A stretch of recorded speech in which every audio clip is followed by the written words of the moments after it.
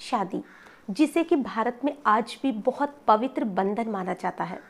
और हमारे बड़े बुजुर्ग तो यहाँ तक कहते थे कि अगर एक बार किसी लड़की की किसी के साथ शादी हो जाती है, चाहे फिर वो कैसा भी परिवार हो, कैसा भी लड़का हो या कैसी भी लड़की हो, सभी को एक दूसरे के साथ पूरी ज़िंदगी एडजस्ट करना ही पड़ता है। और कहते हैं कि जिस घर से एक बार बेटी की डोली उठ जाती है, फिर उस घर से उसकी अर्थी ही वापस उठती है। लेकिन आजकल ये सारी चीज़ें मजाक बन के रह गई है और लोगों के लिए शादी करना तो जैसे एक खेल हो चुका है। और एक दूसरे को तलाक देना या एक दूसरे को छोड़ना, ये तो एक बहुत ही नॉर्मल चीज़ हो चुकी है। और आज ना जाने ऐसे कितने ही केस कोर्ट में चल रहे हैं, जिस वजह से लोग एक दूसरे को छोड़ने में थोड़ा भी नहीं हिचकिचाते हैं। वो बहुत छोटी वजह पर भी एक दूसरे को छोड़ देते हैं।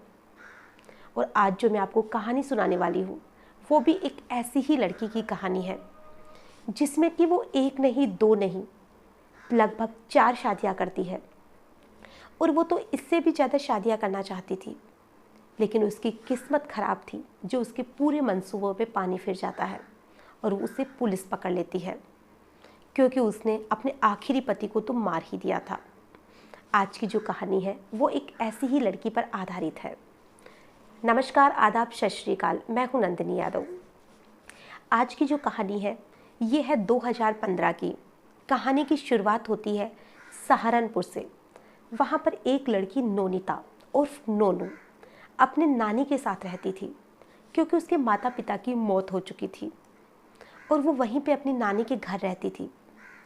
और वहीं पर रहते हुए उसकी मुलाकात संजय गुप्ता नाम के एक शख्स के साथ होती है। दोनों में अच्छी दोस्ती होती है, दोनों में बहुत अच्छे से एक दूसरे को जानने लग जाते हैं, पहचानने लग जाते हैं। और लगभग 1 साल दोस्ती के बाद में दोनों शादी का निर्णय लेते हैं और 2016 में दोनों की शादी हो जाती है। अब जो संजय गुप्ता था वो उस नोनिता को लेकर अपने गांव जाता है, जहाँ पे कि जो उसके घर वाले थे वो इस रिश्ते को मानने के लिए इनकार कर देते हैं, क्योंकि गांव का मामला था और उस लड़की की जाति संजय गुप्ता से अलग थी। तो उसके घर वालों ने साफ इनकार कर दिया कि हम इस रिश्ते को किसी भी कीमत पर नहीं मानेंगे। हालांकि उसने बहुत बार समझाने की कोशिश की, लेकिन फिर भी उसके घर वाले नहीं मानते हैं। और आखिर में वो यहाँ तक धमकी दे देते हैं कि अगर तुमने इस लड़की को नहीं छोड़ा तो हम लोग आत्महत्या कर लेंगे। अब जो संजय गुप्ता था उसके पास कोई रास्ता नहीं था कि आखिर में वो करे क्या। अब यहाँ पर जो नोनिता थी वो उसे कहती है कि मैं तुम्हारे घर के इस कलेश से रोज़ रोज़ तंग आ चुकी हूँ, तो मैं तुम्हारे साथ नहीं रहना चाहती, मैं खुद तुम्हें छोड़कर यहाँ से जाना चाहती थी। तो जो संजय गुप्ता है वो तो खुद यही चाहता था, क्योंकि वो तंग आ चुका था। उसके घर वाले उसे रोज़ मरने की धमकी देते थे, तो वो उसे खुशी खुशी वहाँ से जाने के लिए कह देता है कि जाओ, अगर तुम्हें जाना है तो तुम जा सकती हो, मेरे घर वाले नहीं मानेंगे। और वहाँ से वो लड़की वापस सहारनपुर आ जाती है और वहीं पर रहते हुए उस लड़की की मुलाकात फिर एक लड़के से होती है और उस लड़के का नाम था किशन। और वो किशन के साथ में भी उसकी अच्छी दोस्ती होती है और वो उसे शादी के लिए प्रपोज कर देती है। अब जो किशन था वो भी यही सोचता है कि बेचारी अकेली लड़की है, माँ बाप मर चुके हैं, तो अगर शादी करके ये मेरे साथ रहना चाहती है तो मुझे कोई परेशानी नहीं है। अब वो उसके साथ भी शादी कर लेती है। अब दोनों फिर से वो वहाँ से छोड़कर अपनी नानी का घर उस लड़के के साथ रहने के लिए चली जाती है और वहाँ जनता फ्लैट्स में वो रहने लगती है, जहाँ पर दोनों के रहते रहते अब जो नोनिता थी उसने अपना नाम बदलकर नेहा रख लिया था और उसने उस लड़के को अपना नाम नेहा ही बताया था।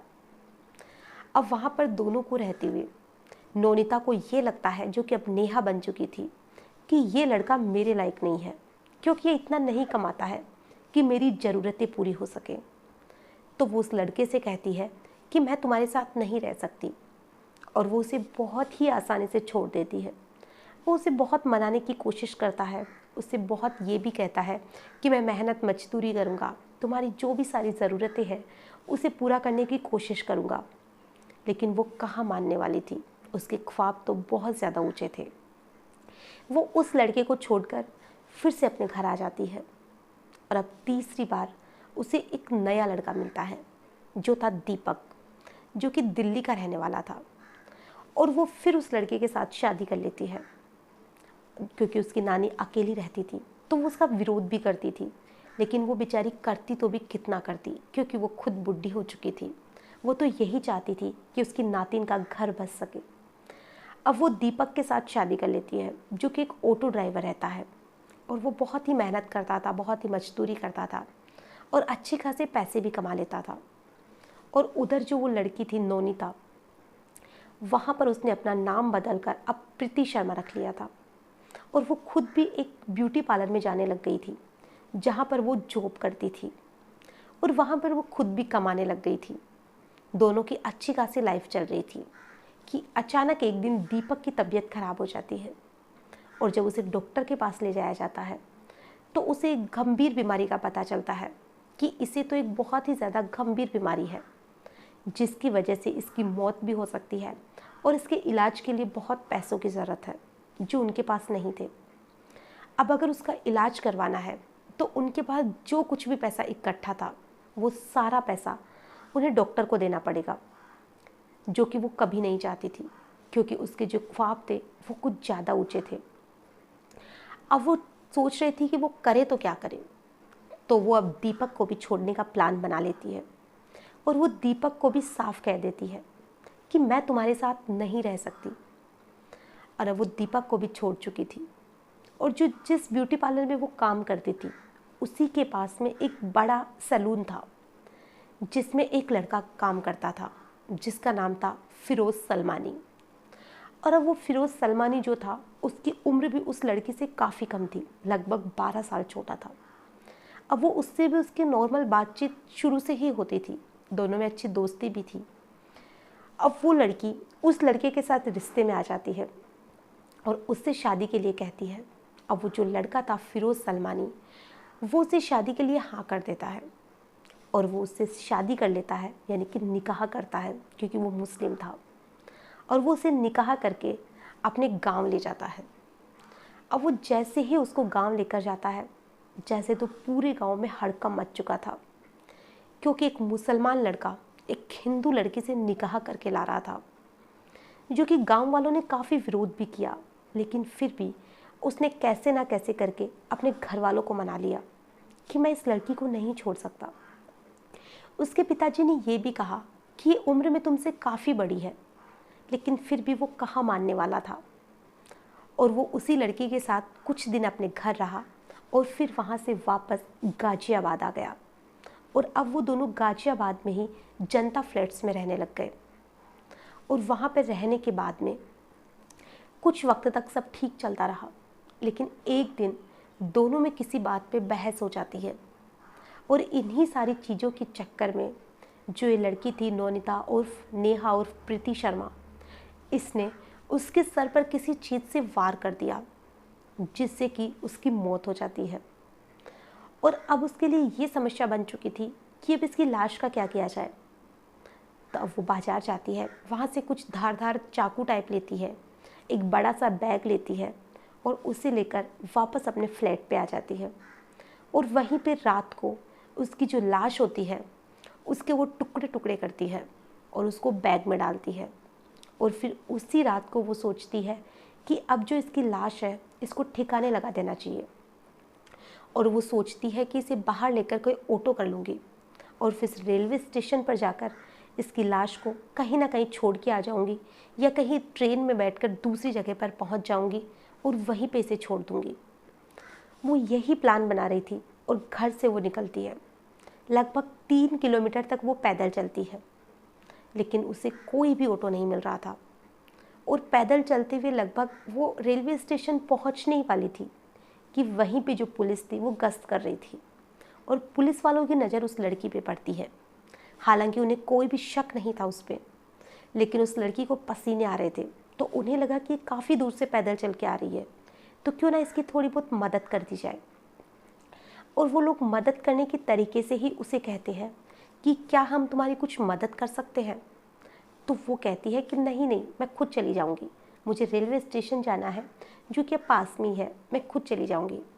तो उनमें से जो एक पुलिस वाला होता है वो कहता है कि मैं तुम्हारी मदद कर देता हूँ, मैं तुम्हें छोड़ देता हूँ। तो वो जैसे ही जीप से उतरता है वो डर जाती है और वो उस बैग को छोड़ के वहीं से भाग खड़ी होती है। लेकिन पुलिस वाले उसे पकड़ लेते हैं और पकड़ कर उसके बैग को खोला जाता है जिसमें कि एक लड़के की लाश निकलती है।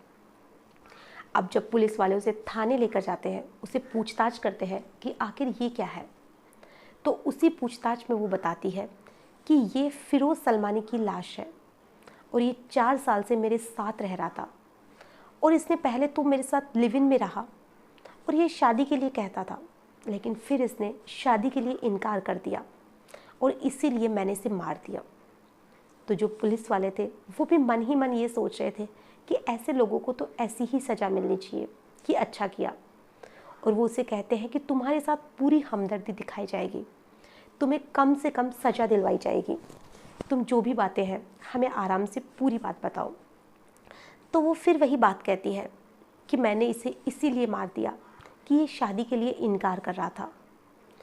अब दूसरे ही दिन ये पूरी खबर अखबार में छपती है कि किसी लड़के ने किसी लड़की को लिव इन में रहने के बाद जब वो शादी से इनकार करता है तो उसे मार देती है।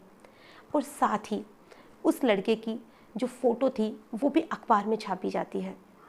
और जैसे ही उसकी फ़ोटो उसके घर वाले देखते हैं तो वो दौड़े दौड़े पुलिस स्टेशन आते हैं और फिर उन्हें कहते हैं कि जो ये लड़की है प्रीति शर्मा, इससे तो फिरोज की शादी हुई थी और वो इसे लेकर घर पे भी कुछ दिन रहा था, कोर्ट में भी इन्होंने शादी की थी, तो फिर ये लड़की झूठ क्यों बोल रही है कि इस लड़के ने शादी के लिए इनकार कर दिया।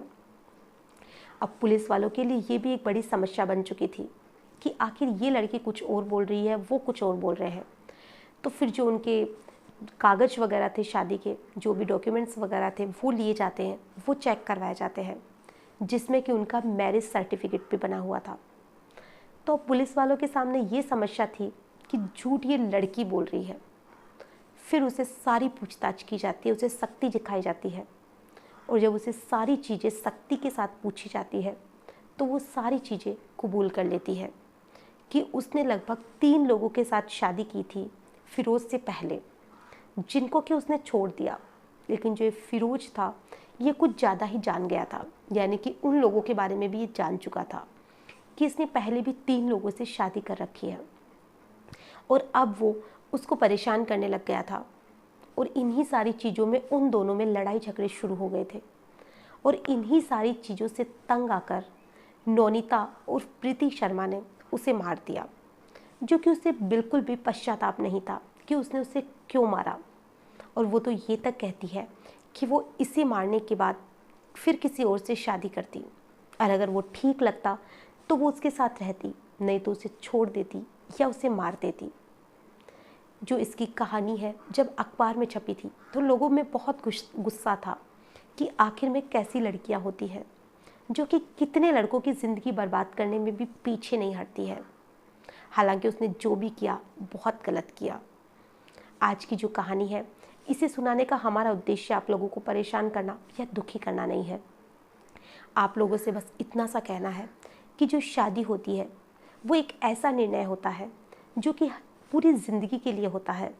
तो ऐसे जो भी निर्णय है पूरी तरह से सोच समझ कर लीजिए और पहले पूरी अच्छी तरह से छानबीन करनी चाहिए, चाहे तो लड़की वाले हो या लड़के वाले हो, क्योंकि इन्हीं सब चीज़ों के चक्कर में बहुत से लोगों की ज़िंदगी ख़राब हो जाती है। आज की जो कहानी है इसमें बस इतना ही। फिर मिलेंगे ऐसी ही किसी घटना के साथ। तब तक के लिए नमस्कार।